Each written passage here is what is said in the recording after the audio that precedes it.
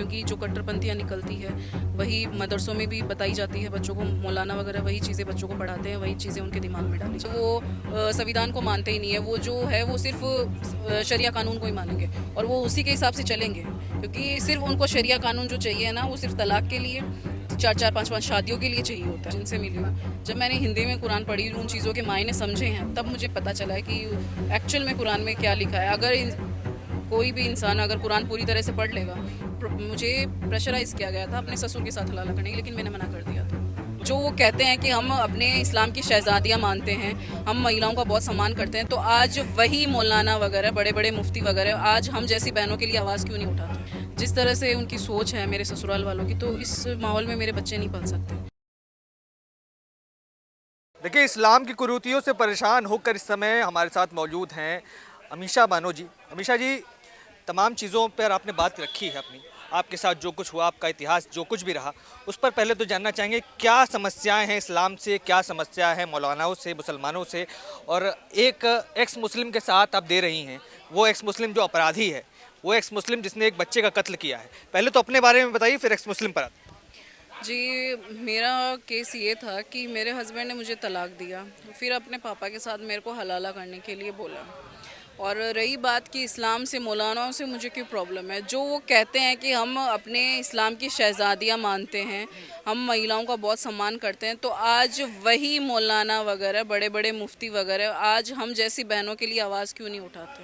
उनका ये मानना है कि कहीं ना कहीं आप जो उनके टॉप मौलाना हैं या लीडर्स हैं उनके खिलाफ अगर आप बात करेंगी, आप इस्लाम के विरुद्ध बात करेंगी, आप एक एक्स मुस्लिम का साथ देंगी जो कि खुद इस्लाम की कुरीतियाँ बताने का काम करता है, तो कहीं ना कहीं उनका जो रुझान है वो आपके खिलाफ ही जाएगा। वो तो जा ही रहा है। अब उनका यही कहना है कि भाई तुम्हारे हस्बैंड ने तलाक दे दिया, तुमने कानों से सुन लिया, तो वो तलाक हो गया।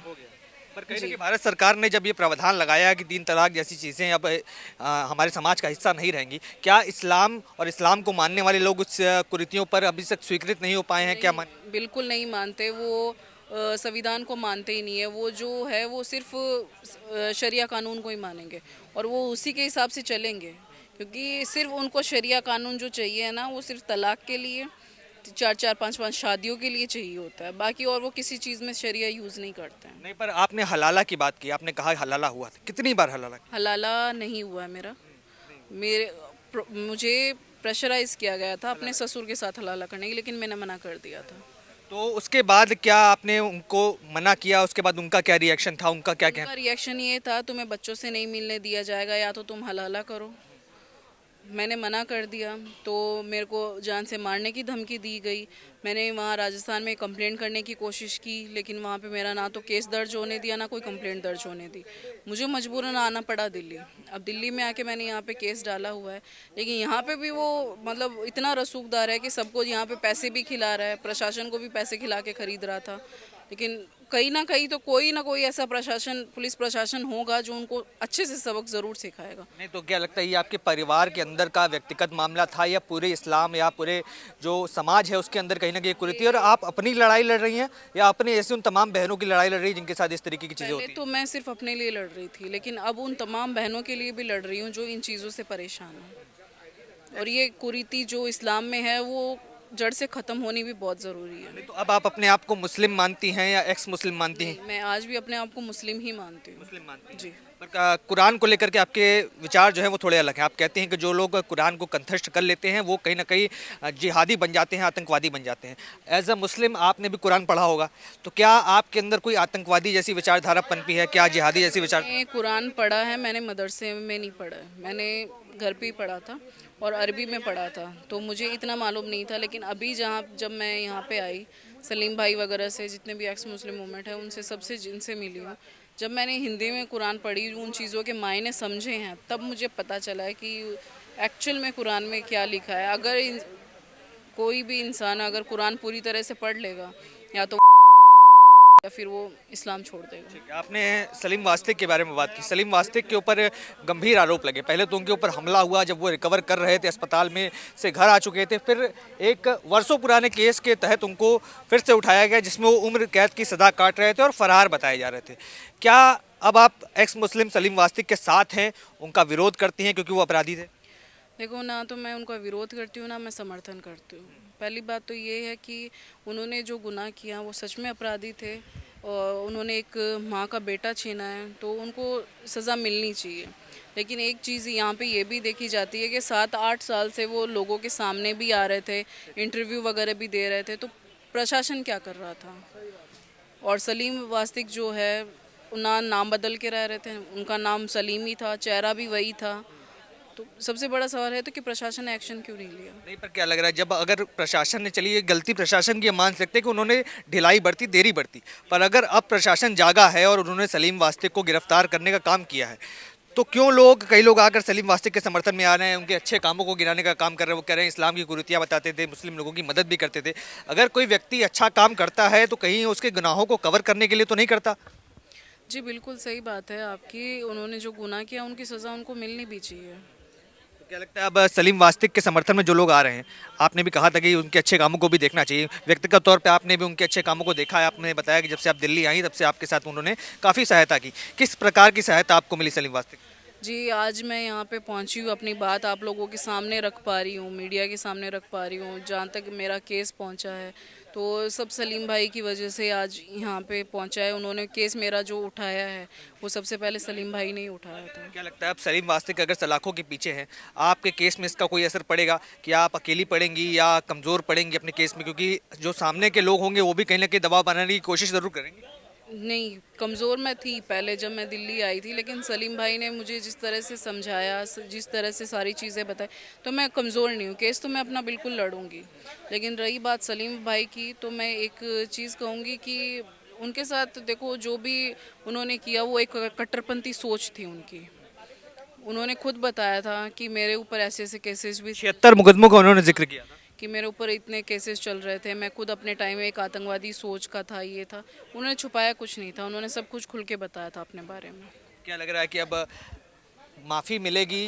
क्योंकि अदालत में अगर बात चलेगी तो कहीं ना कहीं ये बात भी उठेगी कि 25 सालों तक जो पुलिस सोती रही, अचानक से एक रोज़ उसे याद आता है कि सलीम वास्तिक एक अपराधी है, उसे घर से उठाया जाता है, वो भी उस अवस्था में जहाँ वो ठीक से चल फिर भी नहीं पा रहा है। क्या इस गुनाह पर उन्हें कुछ राहत मिलेगी या लगता है कि सलाखों के पीछे जैसे उम्र कैद की सज़ा काटनी ये पड़ेगी? तो जांच का विषय है, इसमें नहीं, पर कोर्ट। आपकी मांग क्या है? क्योंकि आपने सलीम वास्तिक के साथ काफ़ी समय बिताया, आपकी सहायता भी वो करते आए, आप क्या मांग करना चाहेंगे पुलिस? देखो, मेरे हिसाब से तो उनको सज़ा मिल गई है, जिस तरह से उनका गला काटा गया, एक तरह से वो मरते मरते ही बचे थे। तो उस नज़रिए से अगर देखा जाए तो कोर्ट थोड़ा राहत बरते तो उनके लिए थोड़ा बेटर रहेगा, क्योंकि उनका ऑपरेशन भी होना है जैसे।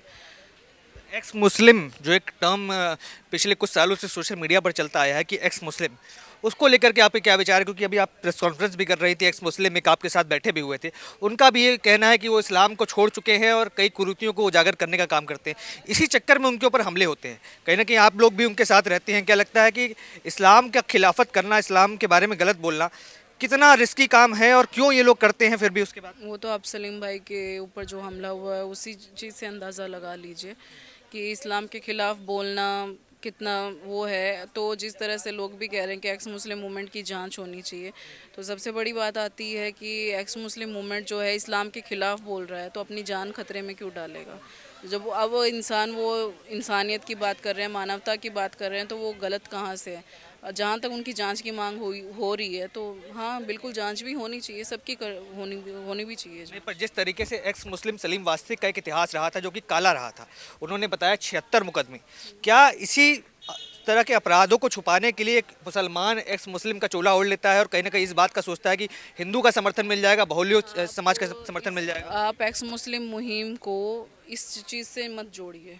एक्स मुस्लिम मूवमेंट है वो अलग चल रहा है, तो आप इस चीज़ को एक्स मुस्लिम मूवमेंट से नहीं जोड़ सकते हैं। ये यहाँ पे इंसानियत और मानवता का काम कर रहे हैं। इस्लाम की जो कुरीतियाँ हैं वो लोगों के सामने लेके आ रहे हैं। नहीं, पर मानवता तो हर धर्म में होती है, क्या लगता है इस्लाम में मानवता की कमी है? बिल्कुल है, इसीलिए तो सब एक्स मुस्लिम बन के वो उन चीज़ों को उजागर कर रहे हैं। आपने कभी नहीं सोचा कि अगर इस्लाम इतना ही खराब है, आप क्यों नहीं एक्स मुस्लिम बन जाती, क्यों नहीं अपने आप को कन्वर्ट कर लेती? जी, पहली बात तो ये कि गंदगी को साफ़ करने के लिए गंदगी में उतरना पड़ेगा।